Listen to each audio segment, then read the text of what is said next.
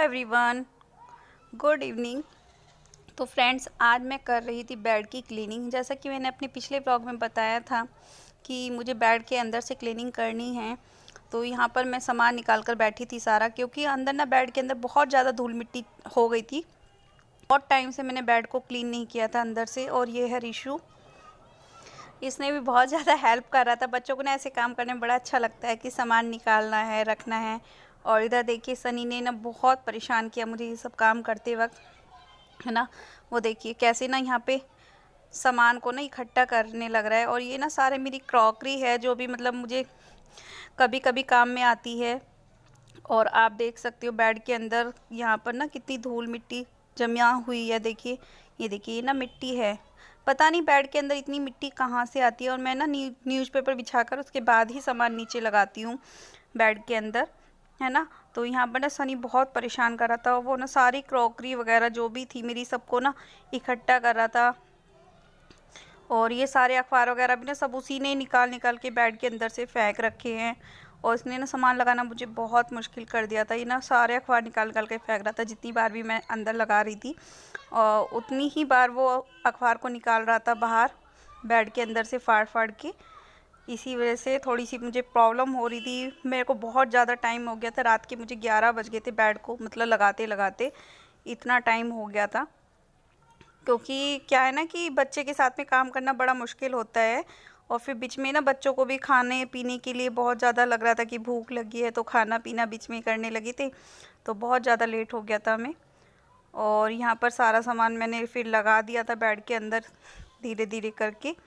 और ये सारा सामान ना नीचे मैंने पोंछ पोंछ कर लगाया था एक एक सामान। और ये क्रॉकरी ना मेरी कम काम में आती है, जैसे कोई गेस्ट वगैरह आता है ना तब काम में आती है। क्योंकि मैं ना किचन में नहीं रखती हूँ अपनी क्रॉकरी कुछ भी उठाकर, है ना। क्योंकि किचन में मेरा इतना स्पेस नहीं है और वैसे भी मेरी किचन ओपन है। और यहाँ पर ना मैं अपना शादी का ब्रीफकेस खोल के बैठी थी।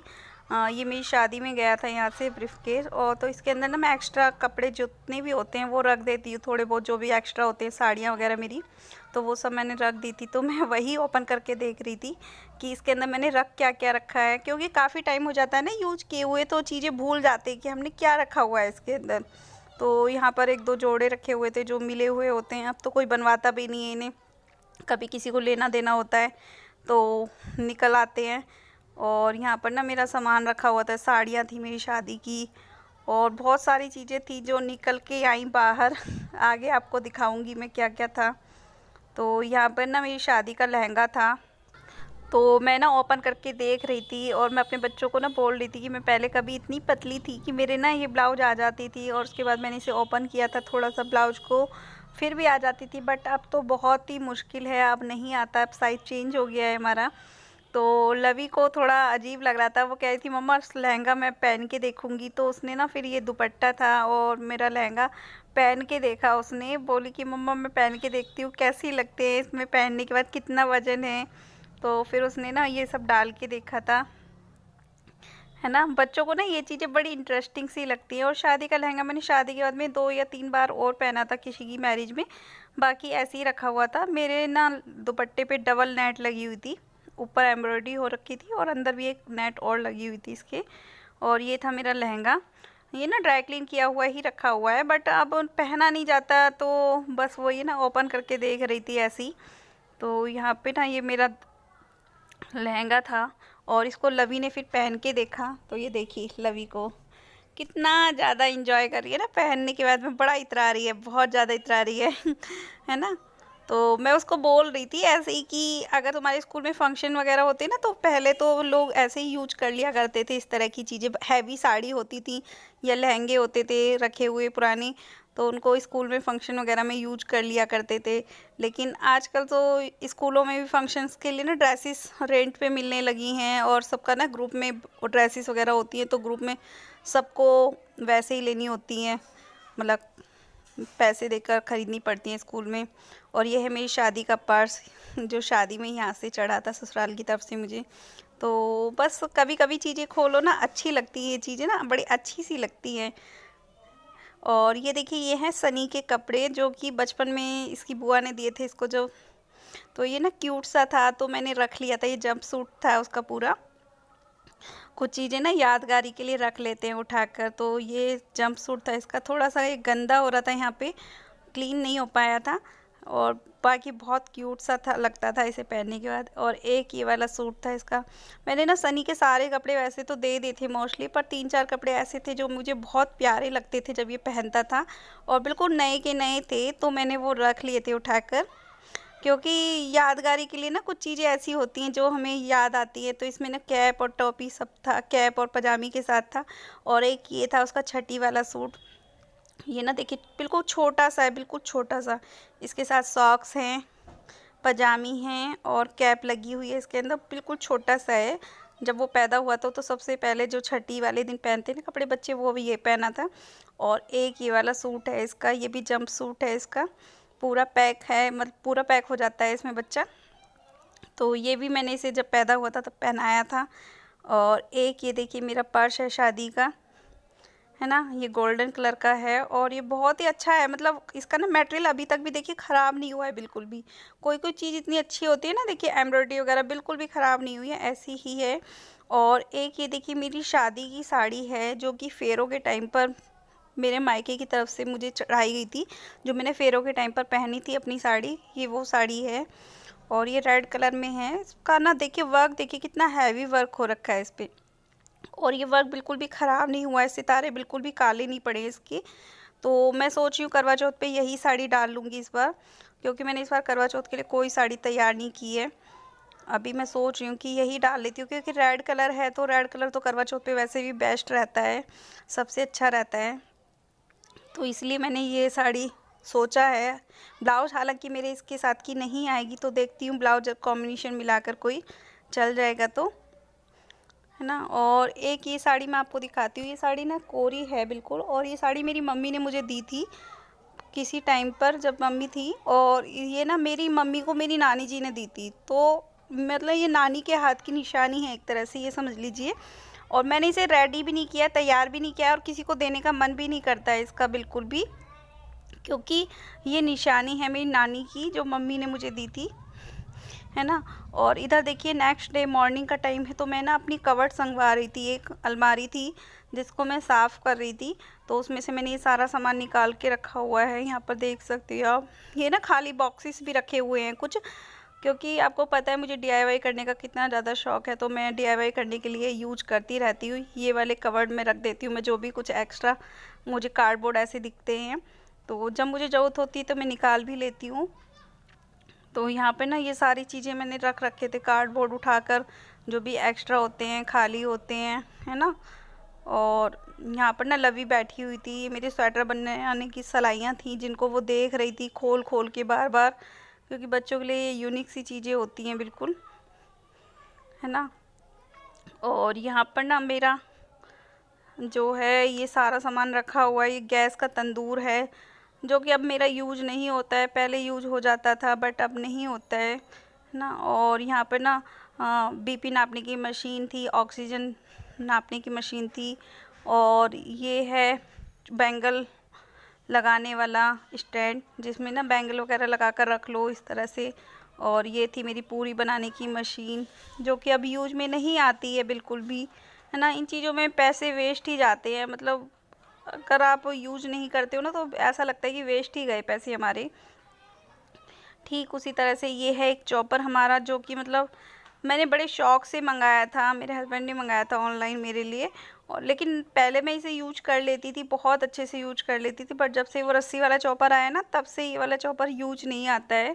और इस चॉपर में मुझे लगता है कि मेरे पैसे वेस्ट गए, क्योंकि एक बार ना गिरने से क्या हुआ था, इसका ये टूट गया था यहाँ से साइड से ना, ये देखिए ये टूट गया है। और इसके टूटने की वजह से कोई भी ब्लेड मैं इसमें यूज नहीं कर सकती।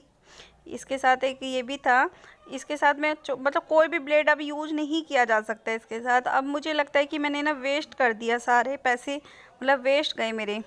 और वैसे भी इसके सारे ब्लेड्स काम में नहीं आते हैं, तो मुझे लगता है कि इसमें पैसे डालने बिल्कुल बेकार हैं, सारे यूज नहीं आते।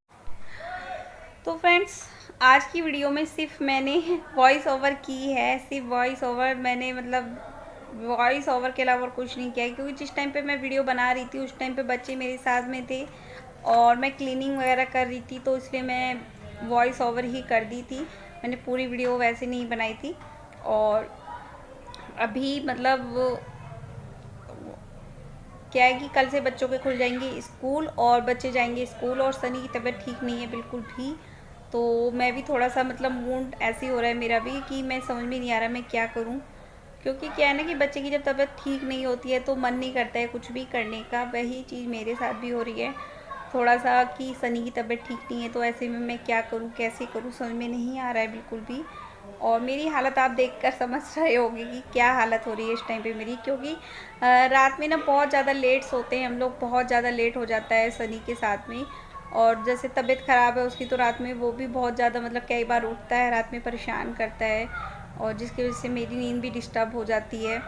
और अब कल से बच्चों के स्कूल खुल रहे हैं, तो बच्चे स्कूल जाने लगेंगे कल से, तो थोड़ा रूटीन चेंज होगा फिर से, है ना। अभी तक बच्चों की ऑनलाइन क्लासेस वगैरह चल रही थी, तो और मुझे अकेला ही संभालना होता है सनी को, रात हो या दिन हो, क्योंकि इसके पापा यहाँ पर नहीं रहते हैं, है ना। तो जिसकी वजह से अकेले संभालने में थोड़ा, देखो अकेले इंसान काम करता है और फिर बच्चे को भी संभाले तो थकान हो ही जाती है ना। और जिसमें कि मैंने कोई मेड भी नहीं लगाई है, और मेड ना लगाने का रीज़न मेरा अपना डिसीजन है, मेरे हस्बैंड का कोई वो नहीं है कि वो नहीं कहते कि आप मेड लगाओ या मत लगाओ, उन्हें कोई इशू नहीं है उनका कि वो मना करते हैं। मेरा अपना खुद का डिसीजन है कि मैं मेड नहीं लगाऊंगी, मैं खुद से वर्क करूंगी। मेड लगाने से पता है क्या होता है, एक तो आप बंध जाते हो बिल्कुल, है ना, आपको ना हर चीज़ के लिए बंध जाते हो। अभी आपका सामान जहाँ पड़ा है वहाँ पड़ा हुआ है, आपको कोई टेंशन नहीं है। जब मेड लग जाती है ना घर में, तो आपको हर छोटी छोटी चीज़ को उठा कर रखना पड़ता है, संभाल के रखना पड़ता है ना, क्योंकि आपको डर रहता है कि कहीं मेड उस चीज़ को फेंक ना दे या वो चोरी ना कर ले। कुछ चीज़ें होती हैं ना ऐसी जो मेड से बचा कर रखनी पड़ती हैं, है ना। मेरे साथ ऐसा कई बार हुआ है कि मेड के साथ रखने के बाद में मैंने जो रियलाइज़ किया है वो चीज़ें मैं आप लोगों के साथ जल्दी शेयर करूँगी, क्योंकि मेड का कोई भरोसा नहीं कर सकते, कुछ भी नहीं कर सकते। मेड ने बहुत सारी चीज़ें की थी मेरे साथ, मिस्टेक की हैं, जिसकी वजह से मेरा मन बिल्कुल हट गया है कि मैं मेड नहीं लगाऊंगी, है ना। और दूसरा मेड ना लगाने का रीज़न ये भी है कि मैं अपने आप को फिट रखना चाहती हूँ, क्योंकि मेड लगा लेते हैं तो हमारा शरीर आलसी बन जाता है, हम खुद आलसी बन जाते हैं, ये समझ लीजिए। बिल्कुल हमारा बिल्कुल भी काम करने का मन नहीं करता है। और ज़्यादातर मैंने देखा है कि जिस दिन आपको ज़रूरत होती है मेड की, या घर में कोई फंक्शन होता है या कोई फेस्टिवल होता है ना, उस दिन तो आपकी मेड ज़रूर छुट्टी करती है। और उसके बाद जो मेड का मैसेज आता है ना कि मैं आज छुट्टी करूँगी, आज मैं नहीं आ सकती या मुझे कुछ काम है, उसके बाद जो आपको फील होता है वो आप बयां भी नहीं कर सकती मैं, कि कैसा चिड़चिड़ापन होता है, कैसा फील होता है। आपको सोच के बैठते हो कि मेड आएगी तो ये करना है वो करना है वो करना है, और उस दिन आप काम भी एक्स्ट्रा फैला लेते हो अपने आप, है ना। और लेकिन मेड का अचानक से आ जाता है फ़ोन, या फिर मेड का मैसेज आ जाता है कि आज मैं नहीं आऊँगी, तब कितना गंदा फील होता है वो मैं बता भी नहीं सकती हूँ। लेकिन जब आप अपना खुद से काम करते हो ना, तो आप लिमिट में ही काम फैलाते हो, जितना आपको लगता है कि आप कर सकते हो उतना ही आप काम फैलाते हो। वही चीज़ मेरे साथ भी है, और मैं अपने काम खुद से कर लेती हूँ, और जितना मुझसे हो पाता है मैं कर लेती हूँ, क्योंकि मेरे घर में कोई ऐसा बाउंडेशन नहीं है कि आपको अभी इस टाइम पर ही उठना है या इस टाइम पर ही काम करके देना है। मेरी अपनी मर्जी है, मेरा अपना घर है ना, मुझे कोई कहने वाला नहीं है, कोई टोकने वाला नहीं है इस चीज़ के लिए। तो मैं अपनी फ्री हूँ, अपनी लाइफ में बिजी हूँ, और अपनी मर्ज़ी से काम कर सकती हूँ, तो इसी वजह से मैं मेड नहीं लगाती, है ना। तो चलिए फिर फ्रेंड्स, वीडियो बहुत ज़्यादा लंबी हो गई है, और वीडियो का करती हूँ मैं यहीं पर एंड, और मिलती हूँ आप लोगों से नेक्स्ट ब्लॉग में। तब तक के लिए बाय बाय, टेक केयर।